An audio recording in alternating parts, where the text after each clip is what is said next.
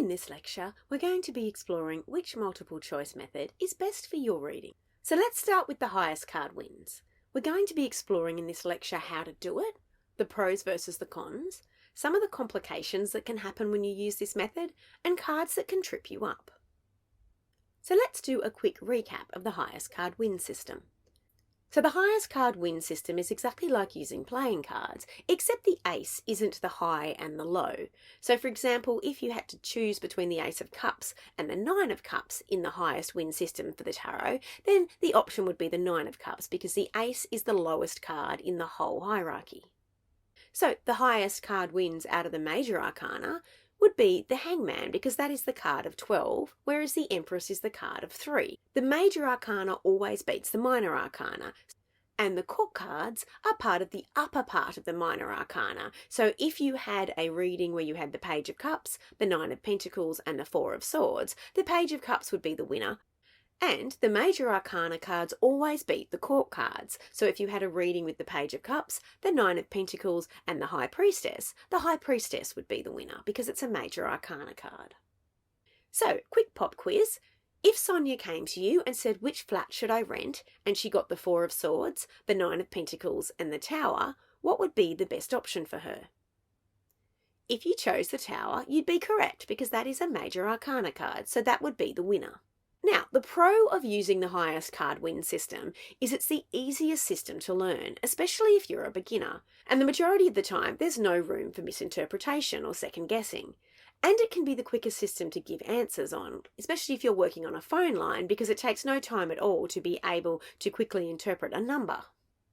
However, the con of using this system for me is that it denies any intuitive feelings about the question, and your intuition can often contradict the answer, which can be very confusing. So in the case of Sonia, for example, to tell someone that they feel like the tower is the best option for them, when the tower can be such a negative card, can feel a little bit icky intuitively. So that can be quite confusing when you are communicating to someone what the best option is. And it can often feel a bit more like you're gambling rather than giving a psychic reading. And there are also a couple of extra complications, which I'm going to explore for you now. So what happens if you get the same number? So say, for example, you get 2 pages or you get 2 aces at the same time. The way I manage this is I will then add the positive versus negative system into the answer. So in the case of the page of cups versus the page of swords, there's a little bit of negative association with the page of swords because the page of swords can be a little bit flighty, or you're not really thinking on your feet and you're not really being grounded, you're up in the sky a bit. Whereas the page of cups is an overwhelmingly positive card. Or you can actually focus on which card looks or seems or feels more positive, so that intuitive imagery. So if you look at the nine of pentacles versus the nine of swords, we can see on the left-hand side here, the nine of pentacles, the woman's looking very confident, she's surrounded by flowers, she looks like she's mastering her money, whereas the nine of swords looks like he is in a lot of pain. We've got that black imagery with the swords and it doesn't look as nice an image. So you can go with what feels or looks more positive. Options like the three of cups, for example, versus the three of swords can be very obvious because on one hand you've got people celebrating and you've got wine and beautiful fruit around them, and the other one someone's being stabbed in the heart, which isn't a very positive image. Now what happens if there's no obvious negative versus positive scenario? Then you revert to what outcome you or your client most want based on what the suits mean. So in the case of the Ace of Pentacles, this could mean new financial gains or new stability. The Ace of Wands, new physical change, or like maybe new movement in your career, or maybe you're changing location or you're traveling. The Ace of Cups would be new emotional joy and new heart-opening scenarios. Or you're getting new ideas or new intellectual stimulation or intellectual success or new clarity. So this is where it can be very subjective time, and for me it's actually quite exciting because then it becomes up to the client to most decide what it is they want. So say Josh has come to you and he's considering a job and you've gotten the Knight of Wands or the Knight of Pentacles. So you could say to Josh, with this position of the Knight of Wands, it would offer you more travel and more adventure, and there'd be more excitement and more forward movement in your career. Whereas the Knight of Pentacles option would offer you more steady financial progress and moving towards higher money goals. So you could say, Josh, which would you prefer out of these two, and let him make that decision. Say Annie is choosing between two men and she's gotten a King of Swords and a King of Wands. So what outcome does she most want? The King of Swords type, he's intellectual, he's a planner, he's organised, he's more sensible. Whereas the King of Wands type is more of a leader and maybe a bit more domineering and takes bigger risks and is more passionate. Now, what if Josh says, hey, can't you just tell me what's best for me? Like, I came here so you could tell me what I should do. Why do I have to make a choice? And sometimes clients do that. They just want to know, just tell me this fortune-telling thing of how I'm going to be happiest. This is when your job becomes so much more than being just a fortune teller.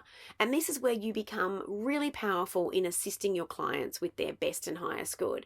Because the act of reflecting on exactly what it is they want gives your client much more freedom. Tarot readings can be such powerful counseling aha moments, and they should be. You want your client to walk away fully trusting that they are clearer in their head about what their goals are, and they also get to make an active choice to go after what it is they really want, even if it doesn't have everything they need for now. So my example that I can give you, so I'm holding myself up here, for when I was in my mid-20s, I moved to London and I had the choice between an Ace of Cups job as a nanny or an Ace of Pentacles jobs where I was earning more money.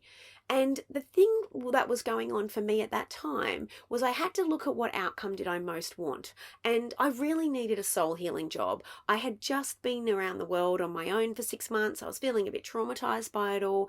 It just wasn't the time for me to be learning new skills in a higher paying job. And I really needed to heal. And the good news is, though, that I did that job and I loved it and I healed. And then I returned back to Australia and I took up the Ace of Pentacles job of being a teacher. So I did get to do that. It's just that for now, the Ace of Cups option was my best option. So sometimes as a reader, we really need more context and background when the cards are the same like this. So let's look at Xanthe, for example, and I'm going to give you an example of when it's really important to understand the context meeting the background. So Xanthe's come to you and she's moving to a new city and she's got the option of 3 different jobs. One of them's the 3 of Pentacles, one's a 3 of Wands, and one is a 3 of Cups option. Then Xanthe shares with you that she's taking this new job in the new city, but she's just got out of a really painful relationship and she's feeling lonely and she's not going to know anyone in this new city. And part of the reason she's leaving is she just wants to leave her old life behind her. So the 3 of Pentacles option would give her a further study and more of an apprentice role, and she'd be learning something new. It'd be good for her career, but it might feel like she's learning a lot. The 3 of Wands would be she's waiting for the ship of her past choices to come in. She might be making new business partnerships and career partnerships. And the social celebrations of the 3 of Cups means that she could be celebrating some big wins, but she could also be meeting new people and having more heart-centered time. So think about, for you, if you were coming out of a painful relationship and moving to a new city, which would you prefer? If you answered the 3 of Cups, for me, that would be probably what I would prefer. So when you're relying on only one card, you can say questions like, do you mind if I ask why you are moving? Like why you've decided you need to go now. So you could ask these questions before and you could say, do you think one of these options would make you more happier? And what would you prefer? So you're putting the ball back in their court. Say Lisa comes to you and she's considering a new course to study because she's been working and she really feels like she needs a break and wants to start studying instead. She's pulled 6 options, so the 6 of Cups, the 6 of Pentacles, and the 6 of Wands. So the 6 of Cups is a much more nurturing option, so there's a lot more of a nurturing career in the prospects. The 6 of Pentacles is more about regular employment and balance and income. And the 6 of Wands would be more about leadership and promotional opportunities. Now, what if Lisa comes back to you and says, well, I want all 3 of these things. Why can't I have all 3 of these things? Then you could say something to her like, well, may I ask why you've decided now to study? Like, what have you done before? What about your current job's making you unhappy and making you want to have a change right now? And if she says, well, my current job's boring me, I'm not really getting promoted, I feel a bit stagnant, I'm stuck, I want to increase my chances of a much better job, then the Six of Wands option would be better for her because there's more leadership and promotional opportunities to move her career forward. If she said, hey, I'm not earning enough to pay my bills, my work feels really casual and inconsistent, then the Six of Pentacles option would be better because that would be something that would bring in more regular money and be more reliable, which is what she's seeking. Or if she said, I just feel like I'm a machine, there's no joy in my work or my life, and I want to make the world a better place, then the Six of Cups would be a better option for her because it's much more about heart-centered work and more caring and soul-centered happiness. So revert to how you most want your client to feel and add the background and context. Now, just a quick note on the sixes. You might say, well, how come you didn't include the Six of Swords in those options? And that is because the Six of Swords is probably a little bit negative. It's a positive card, but it is about moving away from trauma or crossing and going overseas in an option. But again, you're moving away from a harder time. And that might be what is going on for your client. But in most circumstances, I would probably choose between the other three and consider that the Six of Swords is probably a bit more negative. Now let's look at the Nine of Cups versus the Nine of Pentacles. Now this is one of these examples where both choices are going to make them happy. There's no wrong choice here for them. One will give you more financial confidence, one will give you more confidence and heart-centered joy. The Eight of Wands versus the Eight of Pentacles. Now again, both are good choices. Both mean hard work and struggle that you've been doing are paying off now. The Eight of Wands is a little bit more about your plans falling into place and you're more free to pursue goals. There's few obstacles anymore, and it may be the potential to cross water, so to go and be overseas if that's what you want. Or the Ace of Pentacles, you're working away at your career and you're elevating yourself in the community, in your field, and you might be getting more money and there may be higher levels of training and study. Now, the Four of Pentacles versus the Four of Wands is a little bit tricky because one of them has you're building the foundations and the other is that you're building your home and your workplace and you're building your career on that other level. They both are good options, but you might say, well, there's a little bit of negativity in the Four of Pentacles that sometimes you can be holding on a bit too tight. But again, it might be that someone really wants some foundations in their job and this might be something that's really important to them, is earning them more money. But if you're not sure, go with your intuition, or you can pull another card again. It's because they are both good options. There's not a bad option for them here, so just pull an additional card for them. Now, what happens with the Kings and the Queens if you're asking for a job opportunity or another opportunity and they're all the Queens, then again, revert to what you most want to feel. Just like with those aces that we explored earlier.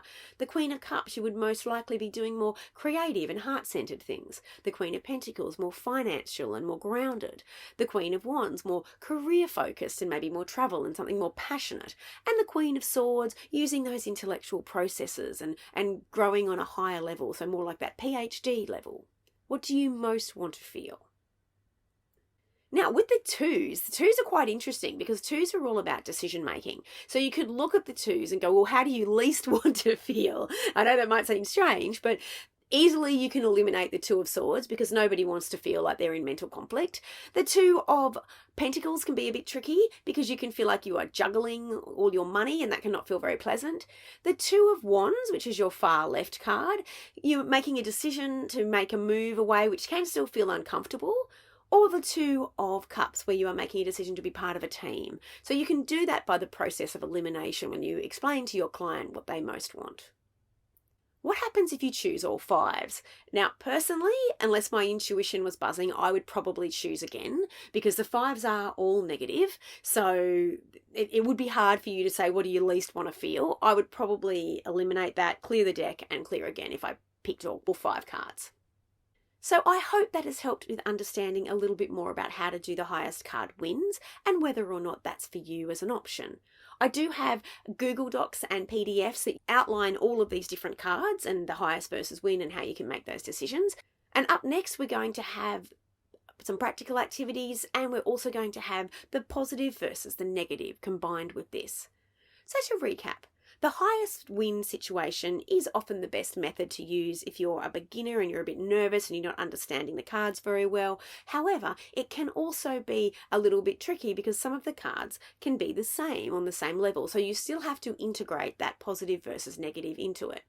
They can also be complications because sometimes you feel like you're not giving a real reading, you're just gambling. And so it is important to make sure that you are entirely comfortable with this system before you use it, because not everyone prefers it as a system. I'll see you in the next lecture.